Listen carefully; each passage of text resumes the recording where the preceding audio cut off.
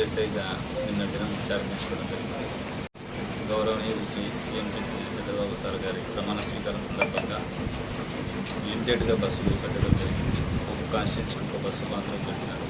Plus 20 VIP పాసులు, VVIP పాసులు, 120 VIP పాసులు మాత్రమే ఇవ్వడం జరిగింది. దయచేసి ప్రజలంతా అర్థం చేసుకోవాల్సింది, అనవసరంగా అక్కడికి వెళ్ళి వివిధ రకాల చెక్ పోస్టులు ఉన్నాయి, అందరూ అక్కడ స్టక్అప్ అవుతారు. కాబట్టి మీకు పాస్ వచ్చినందు వాళ్ళు మాత్రమే, మీరు పర్మిషన్ మాత్రమే వెళ్ళాల్సిందిగా కోరుకుంటున్నాను.